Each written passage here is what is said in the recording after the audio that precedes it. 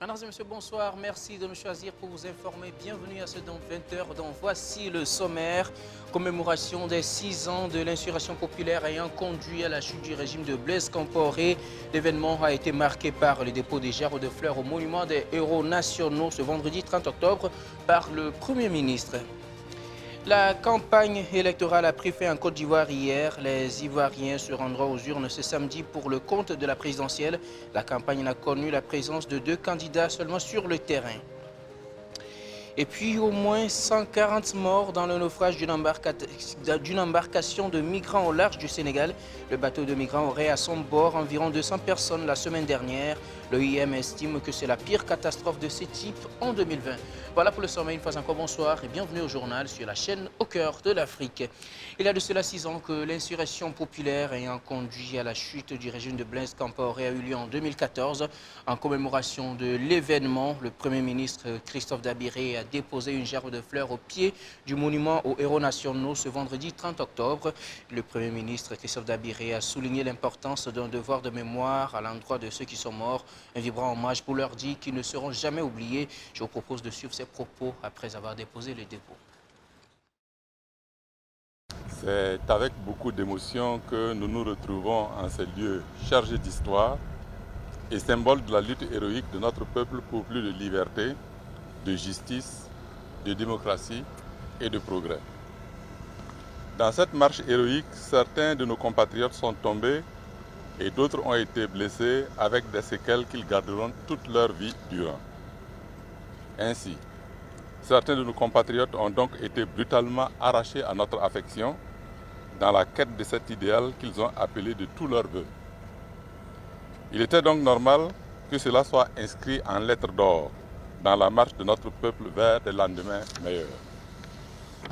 6 ans après ces tragiques événements, le devoir de mémoire commande que nous marquions un arrêt pour leur rendre un vibrant hommage et leur dire qu'ils ne seront jamais oubliés.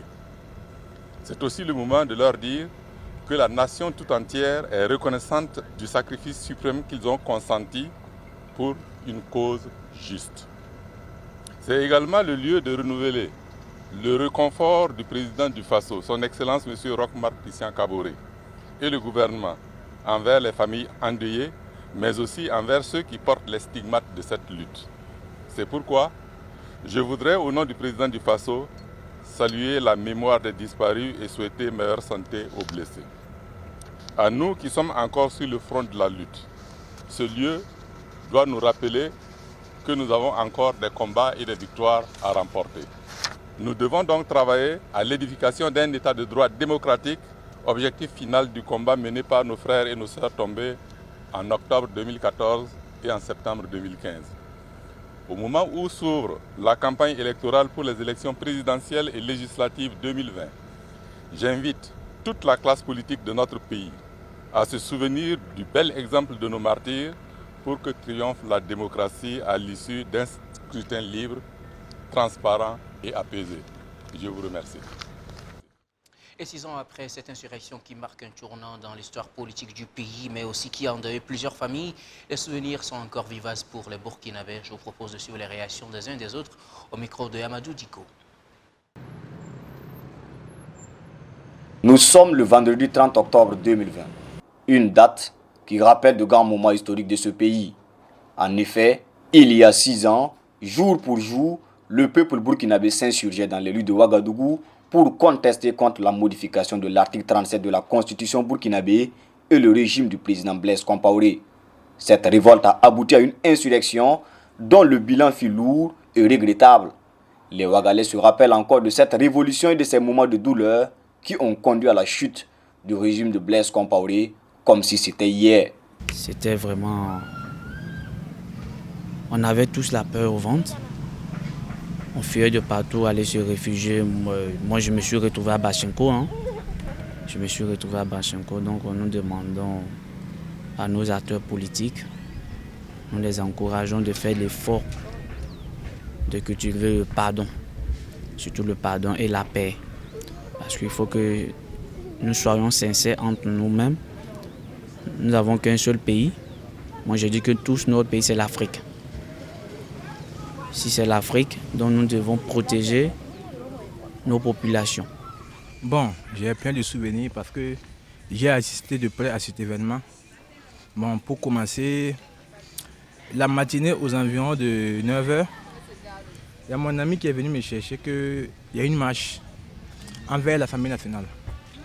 On s'est levé, on a suivi la population, la masse. Arrivé vers la cathédrale, on a vu l'immeuble d'Azalai Hotel en feu. On n'y comprenait rien. En même temps, en essayant d'avancer, on a vu les policiers qui commençaient à tirer dans la population, à lancer des gaz lacrymogènes. Donc, on a voulu repartir à la maison.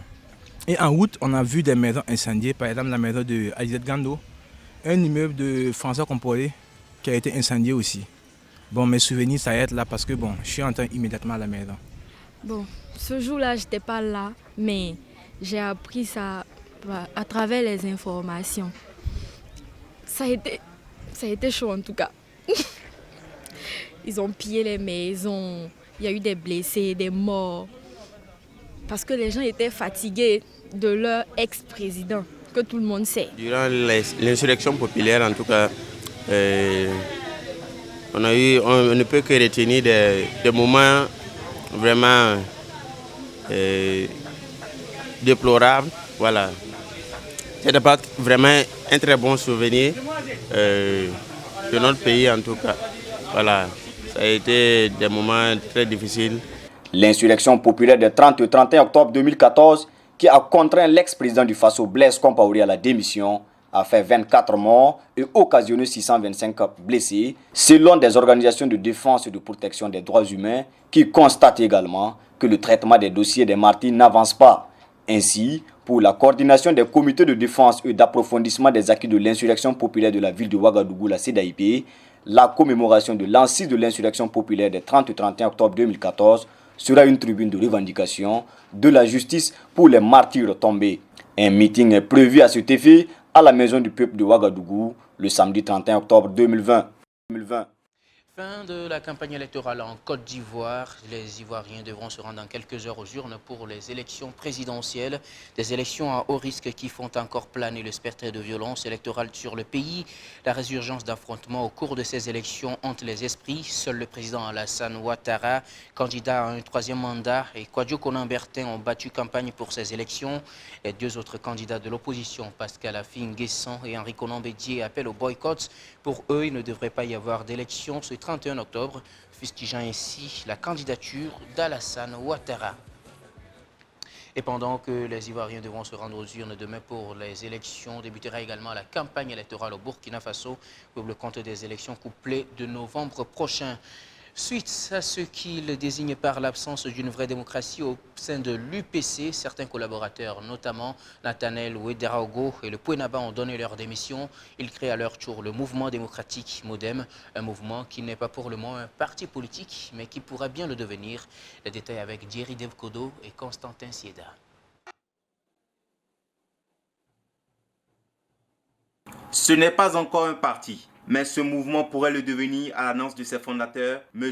Compaoré Di Pouenaba, Nathanaël et leurs camarades, tous deux démissionnaires de l'UPC. Le moderne mouvement démocratique qui voit le jour en ce 29 octobre 2020 se veut pour l'instant un mouvement citoyen engagé qui nourrit l'ambition d'impacter le Burkina Faso en apportant sa contribution à la construction de ce pays.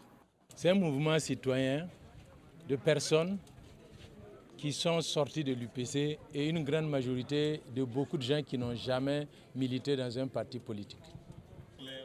Nos objectifs sont effectivement d'impacter le Burkina Faso en essayant d'apporter modestement notre contribution à la construction de notre pays qui nous est tellement cher. Aux démissionnaires de l'UPC se sont adjoints d'autres personnes qui n'ont jamais milité dans un parti politique. La mobilisation au palais Jean-Pierre Guingané apparaît comme une démonstration de force pour exhiber le poids réel des démissionnaires de l'UPC qui continuent de dénoncer la dictature qui règne au sein du parti du Lion. À l'adresse de leurs anciens camarades de l'UPC, ils ont présenté leurs excuses si éventuellement leurs démissions ont pu choquer certains. En retour, ils demandent à Zéphirin Diabé et à ses fidèles lieutenants d'arrêter la campagne de lynchage médiatique et le dénigrement lancé à l'encontre des fondateurs du Modem. Des intérêts particuliers. Malheureusement, ces démissions à l'UPC n'ont pas commencé aujourd'hui. On vient dans un parti politique librement et on le quitte librement. Malheureusement, à l'UPC, quand vous sortez de l'UPC, vous sortez avec des injures, vous sortez avec des insultes, vous sortez avec des menaces, vous sortez avec des calomnies, vous sortez avec la haine parce qu'ils ne sont pas tolérants. Le peuple burkinabé est tolérant. Nous vivons entre nous dans la cohésion totale. Toutes les ethnies se côtoient, toutes les religions se côtoient. Et nous pensons que ce savoir-vivre, nous devons le cultiver. C'est pour cela que nous demandons pardon à nos anciens camarades.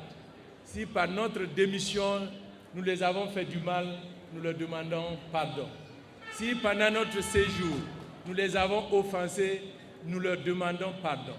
Mais du haut de cette tribune, j'aimerais demander au président Zéphirin lui-même de demander à tous ceux qui sont en train d'insulter les démissionnaires d'arrêter les insultes. On ne construit pas un pays dans la haine. On ne construit pas un pays dans les insultes. Après la création du mouvement, il faut travailler à sa structuration et à son implantation à travers le pays. C'est la lourde tâche qui attend la coordination dans les jours à venir. Des assemblées générales sont annoncées pour doter le mouvement d'organes opérationnels qui vont développer et maintenir l'animation du terrain.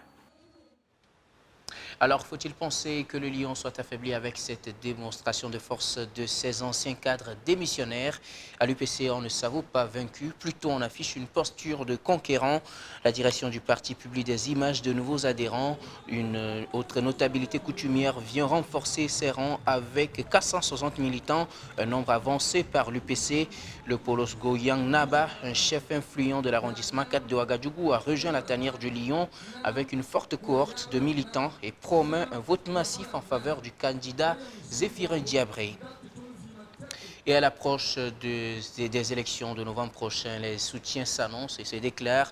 Dans un communiqué, le Congrès pour la Renaissance et le Progrès, le CRP, apporte son soutien au MPP du président Roch-Marc Christian Kaboré. Mamadi Kouanda apporte donc son soutien à Roch-Marc Christian Kaboré.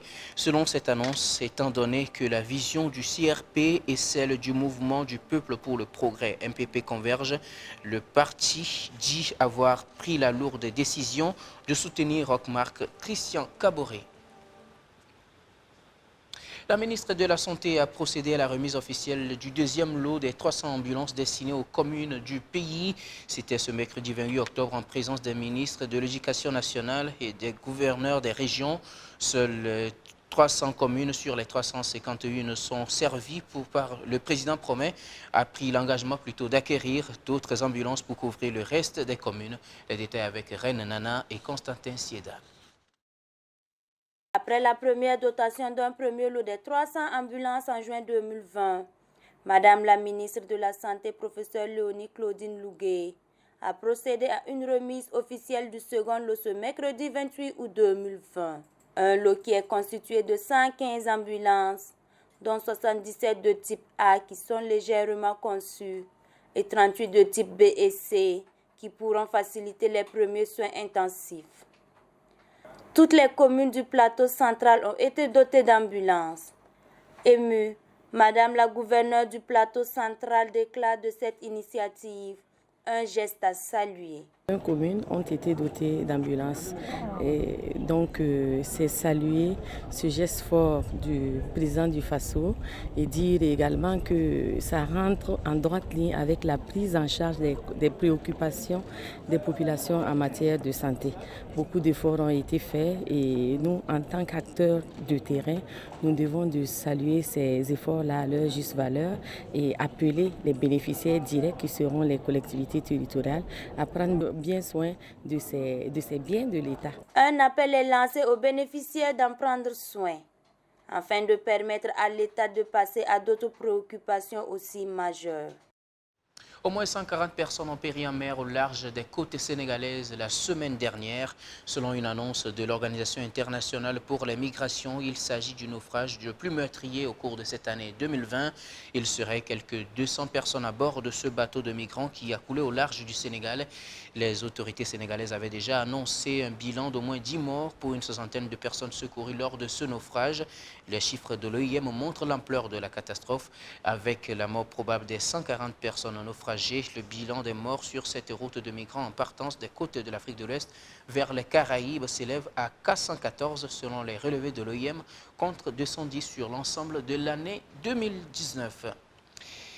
L'homme d'affaires et opposant congolais Syndicat de Kolo est décédé ce jeudi 29 octobre des suites d'un accident.